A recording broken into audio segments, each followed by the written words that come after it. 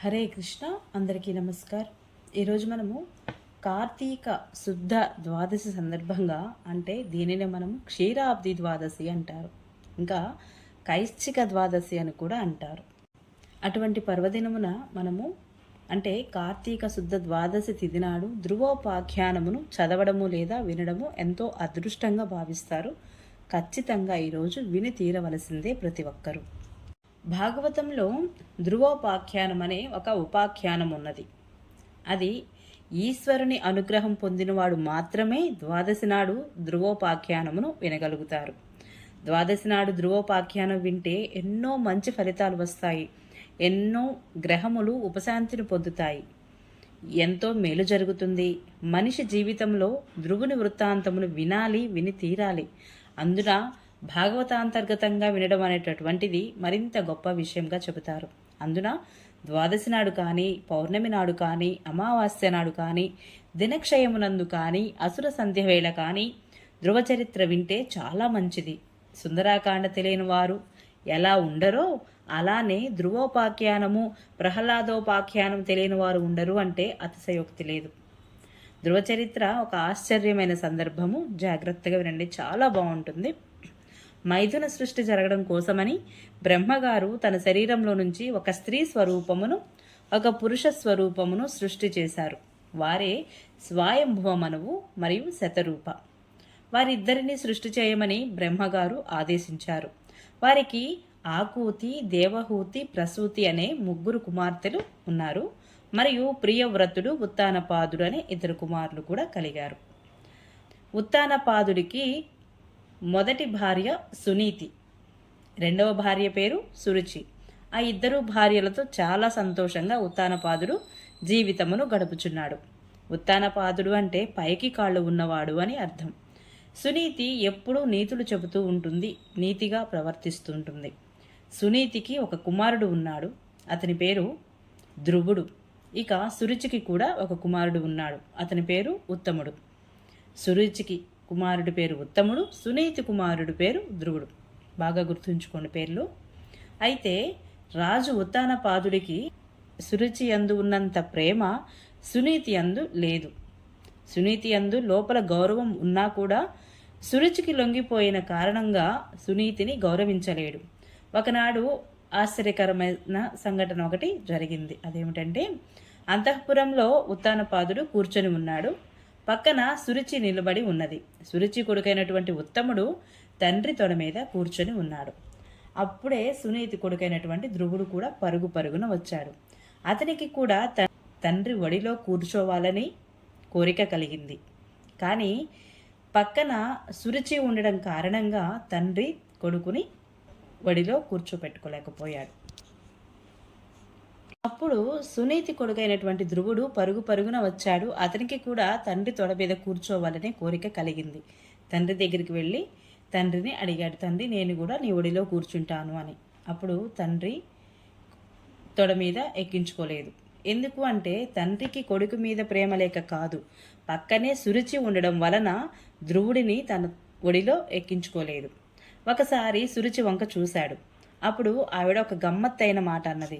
నీవు నిజంగా తండ్రి తొడ మీద కూర్చొనే అదృష్టం పొందిన వాడివి అయితే నా కడుపున పుట్టి ఉండేవాడివి అన్నది. కాబట్టి నీకు ఆ భాగ్యం తక్కదు. కేవలము అభిజాత్యముతో ఈ మాట అంటోంది. సురుచి మరలా అంది, నా కడుపున పుట్టడం అంటే మాటలు కాదు. నా కడుపున పుట్టాలి అంటే ఎంతో అదృష్టవంతుడు అయి ఉండాలి.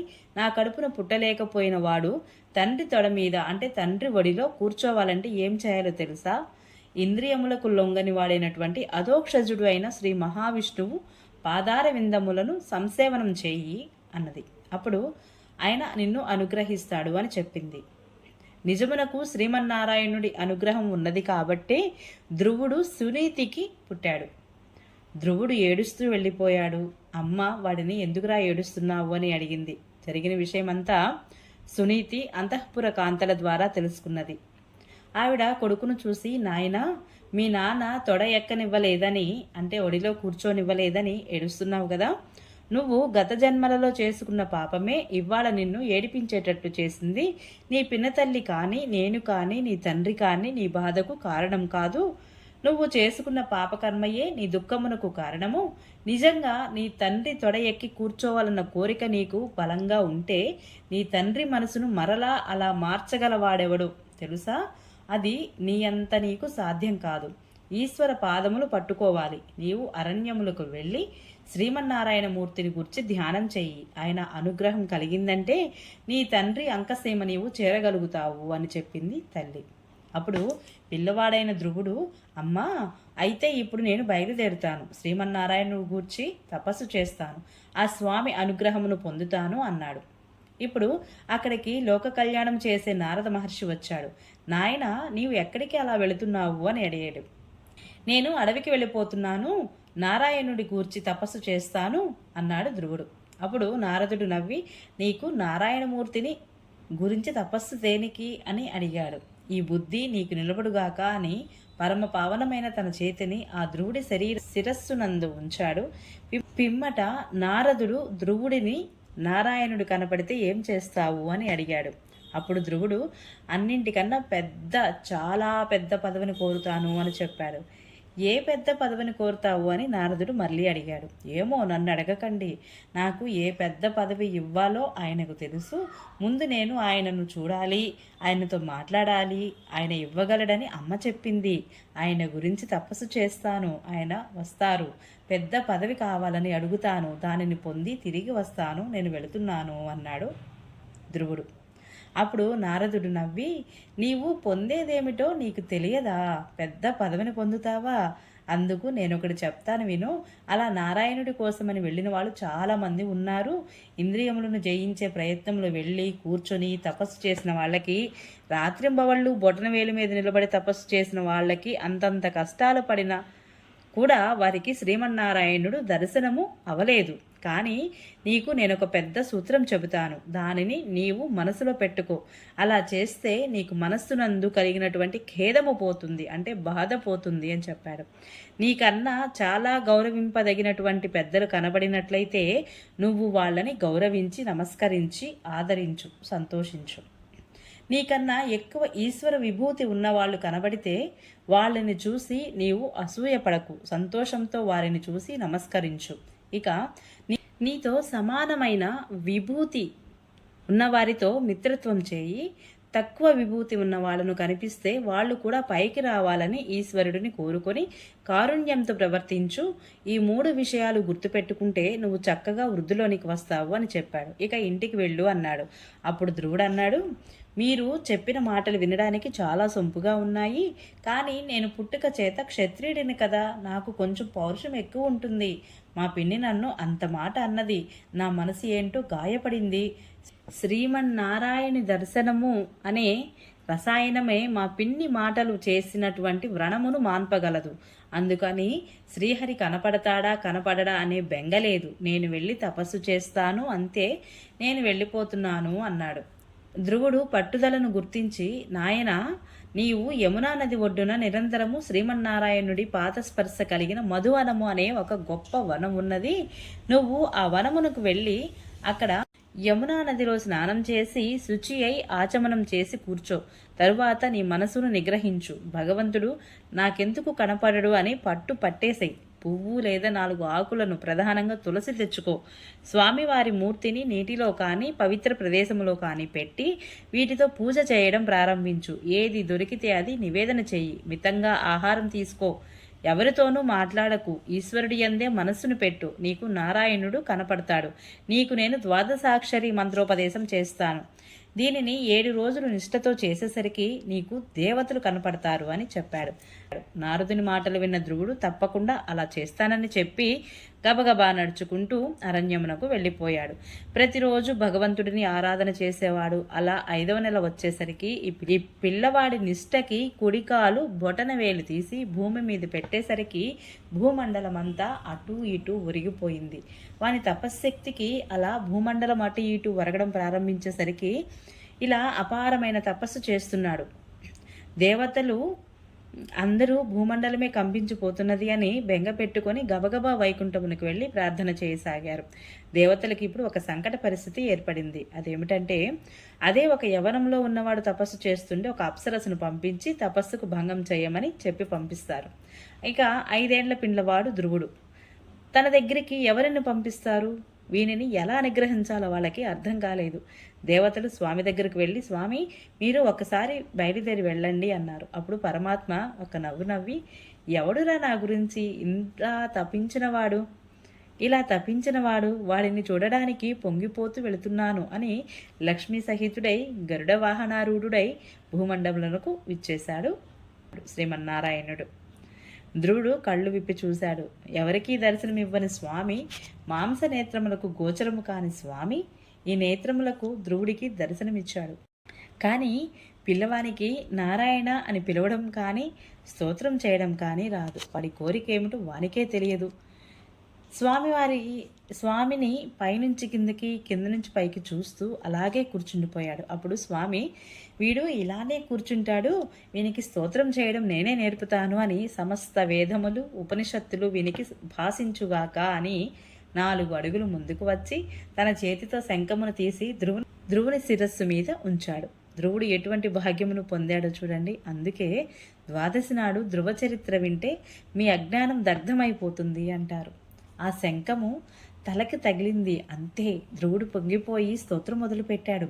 స్వామి, నీవు కనపడ్డావు కాబట్టి నేను ఒకటి అడుగుతున్నాను. జన్మ జన్మాంతరములకు నాకు కావలసింది ఏమిటో తెలుసా?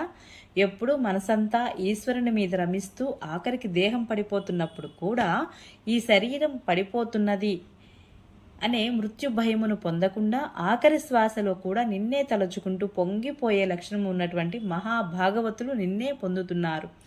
వారు నీలో ఐక్యమైపోతున్నారు. అటువంటి వారితో నాకు సాంగత్యం ఇప్పించు తండ్రి అని అడిగాడు. అప్పుడు స్వామి అన్నారు, నీవు చాలా గొప్ప స్తోత్రం చేశావు ధ్రువ. పెద్ద పదవి కావాలని బయలుదేరావు, కానీ ఆ పెద్ద పదవి ఎవరికీ ఇవ్వరు. ఇంత చిన్నవాడివి, ఆ పదవి ఏమిటో తెలియకుండా ఇంత తపస్సు చేశావు. అందుకే ఆ పదవిని నీకు ఇచ్చేస్తున్నాను. ఆ పదవి ఏమిటో తెలుసా? ధర్మము, అగ్ని, కశ్యపుడు, సప్తర్షులు, కాలము, నక్షత్ర మండలము, ఋతువులు, సూర్య చంద్రాది గ్రహములు, ఈ బ్రహ్మాండములు ఏది కదలకపోతే దానిని ఆధారంగా చేసుకొని రంగుల రాట్నం తిరిగినట్లుగా తిరుగుతాయో అటువంటి ధ్రువమండలం కింద నిన్ను మార్చేస్తున్నాను. నీవు ధ్రువమండలమై వీధిన వెలుగుతూ ఉంటే నిన్ను ఆధారం చేసుకొని సమస్త జ్యోతి చక్రము తిరుగుతూ ఉంటుంది. అటువంటి పదవిని నీకు అనుగ్రహిస్తున్నాను. కానీ ఇప్పుడే కాదు, ఇప్పుడు నీవు ఇంటికి వెళ్ళు. నీకు భవిష్యత్తు కూడా చెప్పేస్తున్నాను విను. నీ తమ్ముడు, నీ పిన్ని మరణిస్తారు. నీకు రాజ్యాభిషేకం జరుగుతుంది. అనంతరము కాలమందు నీకు వైరాగ్యం పూర్ణంగా సిద్ధించి తపస్సు చేస్తావు. అప్పుడు నిన్ను అటువంటి ధ్రువ మండలమునకు తీసుకువెళ్ళి తరువాత నాలో ఐక్యం చేసేసుకుంటాను. ఇదే నీకు చిట్ట చివరి జన్మ అని చెప్పి స్వామి అంతర్ధానమైపోయాడు. అప్పుడు ధ్రువుడు, అయ్యో ఇంత తపస్సు చేస్తే ఇదా నాకు ఫలితము అనుకుని ఏడుపు ముఖం పెట్టుకొని చిన్నబుచ్చుకున్న మొహంతో ఇంటికి బయలుదేరాడు. దీనిని చూసి నారదుడు సంతోషించాడు. ఆయన ఉత్తానపాదుడి దగ్గరకు వెళ్ళాడు. ఉత్తానపాదుడు ఎదురు వచ్చి స్వాగతం పలికి అర్ఘ్యమిచ్చి లోపలికి తీసుకువెళ్ళి కూర్చోబెట్టాడు. ఉత్తానపాదుడు కొంచెం బాధగా ఉన్నాడు. నారదుడు ఉత్తానపాదుడిని అంత బాధగా ఉన్నావేమిటి అని ప్రశ్నించాడు. దానికి ఉత్తానపాదుడు, ఏమి చెప్పుకోను, నాకు 2 భార్యలు. పాపం ధ్రువుడు కూడా నా కొడుకే. వాడు నా తొడ మీద కూర్చుంటానన్నాడు. సురుచిని చూసి భయం చేత నేను వాడిని నా తొడ మీద కూర్చోపెట్టుకోలేదు. సురుచి వాడిని నారాయణుడి గూర్చి తపస్సు చేయమనింది. వాడు తపస్సు చేయడానికని అడవులకు వెళ్ళిపోయాడు. నా మనస్సు గాయమును పొందింది అన్నాడు. అప్పుడు నారదుడు, నీ కుమారుడు గురించి నీవు బాధపడుతున్నావు, కానీ ఇవాళ నీ కుమారుడు ఏ స్థితిని పొందాడో తెలుసా? ఏ మహాపురుషుడిని కేవలం క్రీగంటి చూపుల చేత సమస్త బ్రహ్మాండములు రక్షించబడుతున్నాయో, దేవతలు అందరూ రక్షింపబడుతున్నారో, సృష్టి స్థితి లయములు జరుగుతున్నాయో, ఎవరు హేళగా ఈ బ్రహ్మాండములను సృష్టి చేసి కాపాడుతున్నాడో అటువంటి వాని అనుగ్రహము పొంది నీ కొడుకు వరములను సాధించాడు అని చెప్పాడు. వరములను పొందాడు అని చెప్పాడు. ఈ మాటలు విని ఉత్తానపాదుడు పొంగిపోయాడు. ఈలోగా ధ్రువుడు రాజ్యంలోనికి వచ్చేస్తున్నాడని కబురు వెళ్ళింది. తండ్రి పొంగిపోయాడు. పెద్ద ఉత్సవం చేశాడు. సునీతిని తీసుకువచ్చాడు. ఉత్సాహంతో ఎదురు వెళ్ళాడు. తన కొడుకు వరములు పొంది వచ్చాడు అని కాదు, ఉత్తానపాదుడి సంతోషము తన కొడుకు అడవులకు వెళ్ళి తిరిగి ఏ ఆపద లేకుండా తిరిగి వచ్చాడనే సంతోషము.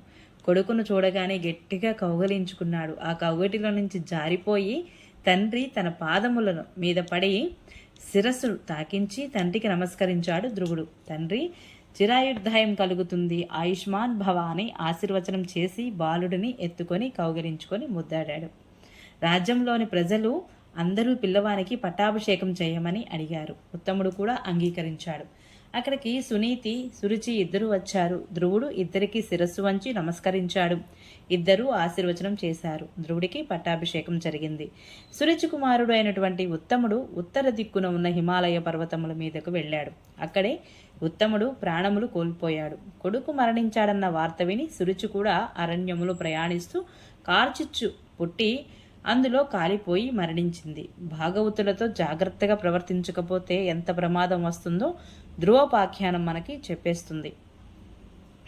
తదనంతర కాలమందు ధ్రువుడికి వివాహం జరిగింది. శిశుమారుడు అనే ప్రజాపతికి ఒక కుమార్తె ఉన్నది. ఆమె పేరు భ్రమి. ఆమెను ధ్రువుడు వివాహం చేసుకున్నాడు. ఆమె యందు ధ్రువునికి ఇద్దరు కుమారులు జన్మించారు. ఒకడి పేరు వత్సర, రెండవ వాని పేరు కల్ప. తరువాత వాయుదేవుని కుమార్తె అయినటువంటి ఇలను పెళ్లి చేసుకున్నాడు ధ్రువుడు. ఆమె యందు ఉత్కళ అనే కుమారుడు జన్మించాడు. వేరొక కుమార్తె కూడా జన్మించింది. నిజమునకు ఇవన్నీ ఆయన పొందబోయే పదవి అర్హతలన్నమాట.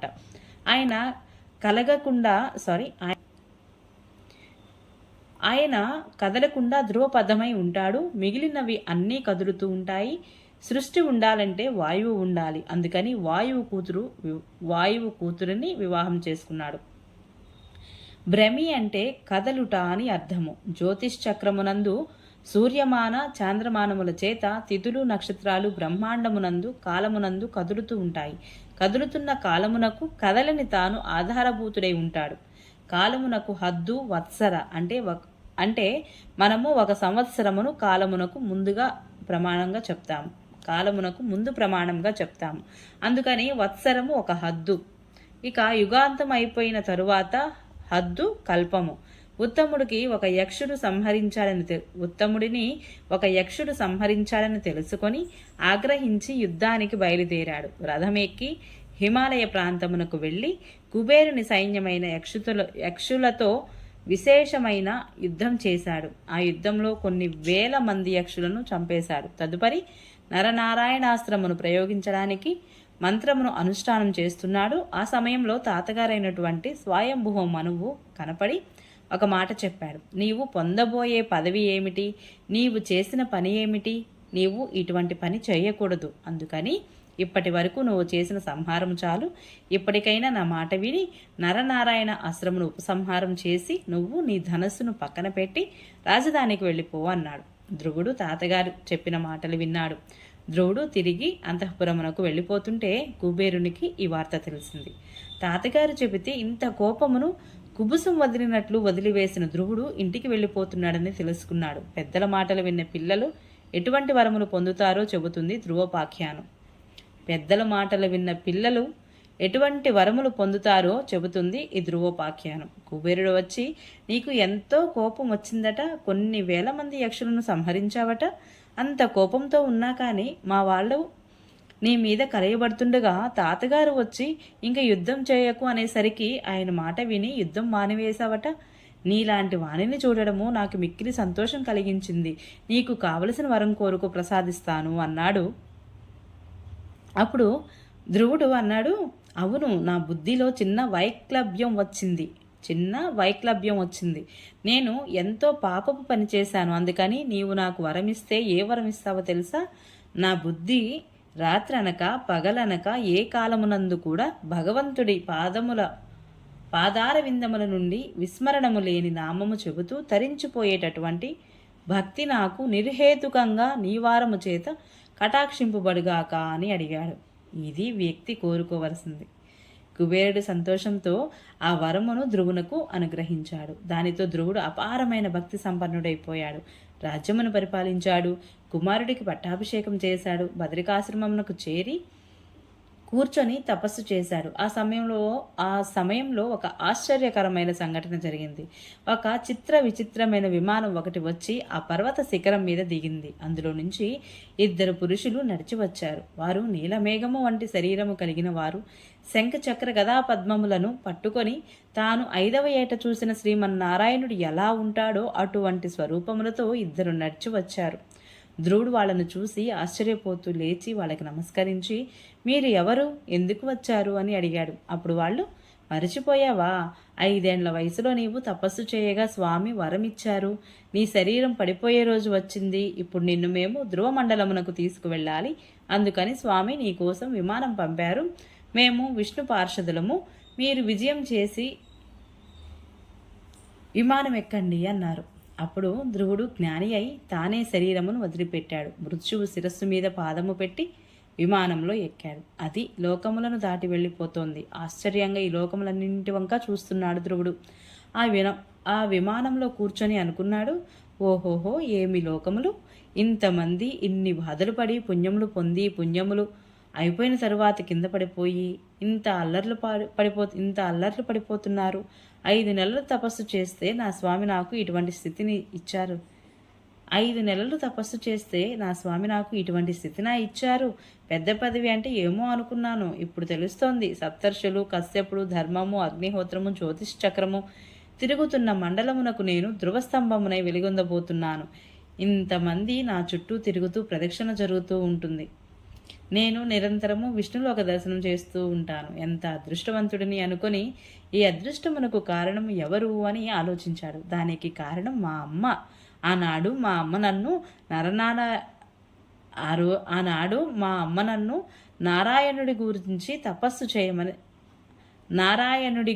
తపస్సుకు వెళ్ళమని చెప్పింది. ఆమె మాట నన్ను ఈ స్థితికి తీసుకువెళ్ళింది. కానీ ఆ పిచ్చి తల్లి ఎక్కడ ఉన్నదో అనుకున్నాడు మనసులో. అతడు అలా అనుకునేసరికి ఈ విషయమును పార్షదులు గ్రహించారు. నిన్ను ఈ స్థితికి తీసుకువచ్చింది కాబట్టే శ్రీ మహావిష్ణువు నీకన్నా ముందు ఆవిడ విమానం నడపమని చెప్పాడు. కిటికీల నుంచి బయటకు చూడు అన్నారు. ధ్రువుడు బయటకు చూశాడు. ముందు విమానంలో దివ్యమైన తేజో విరాజిత అయి సునీత వెళ్ళిపోతున్నది. ఆవిడ శ్రీమన్నారాయణుడిలోకి వెళ్ళిపోయింది. ధ్రువుడు ధ్రువ మండలమును చేరుకొని తదనంతరము స్వామివారిలోనికి లీనమైపోయి పరబ్రహ్మమును సాయుధ్య మోక్షమును పొందాడు. ఇంతటి అద్భుతమైన ఈ ధ్రువోపాఖ్యానం ఎవరైతే పరమ భక్తితో వింటారో వారందరికీ కూడా ఉత్తర క్షణం అక్కడే ఆ క్షణంలోనే పాపనాశనం జరిగి శ్రీమన్నారాయణుడి అనుగ్రహము కటాక్షింపబడుతుంది. ఒకవేళ అల్పాయుర్దాయంతో మృత్యువు తరుముకు వస్తుంటే మృత్యువు ఆగి ఆయుర్దాయం కలుగుతుంది. గ్రహముల వలన ఉద్రిక్త ఫలితములు రాబోతుంటే అటువంటి ఫలితములు ఆగిపోయి శుభమును పొందుతారు, కీర్తిని ఇస్తుంది. ఈ మహాద్భుతమైన ధ్రువోపాఖ్యానము విన్నవారికి పాపనాశనము జరిగి అపమృత్యు దోషము, గ్రహ దోషములు తొలగి కీర్తి కలిగి శ్రీమన్నారాయణుడి అనుగ్రహము కటాక్షింపబడుతుందని వ్యాసుల వారు ఫలశ్రుతిని చెప్పారు. మనందరము ఎన్నో జన్మల పుణ్యఫలం వలననే ఈరోజు మనము ఈ ధ్రువోపాఖ్యాన్ని వినగలుగుతున్నాము, చెప్పుకోగలుగుతున్నాము. ఓం నమ శివాయ. నమో భగవతే వాసుదేవాయ. హరే కృష్ణ. ఈరోజు పారాయణ ఇంతటితో సమాప్తం. ఈ వీడియో మీకు నచ్చినట్లయితే మరిన్ని వీడియోస్ కోసం please subscribe my channel, like, share, comment please. Thank you.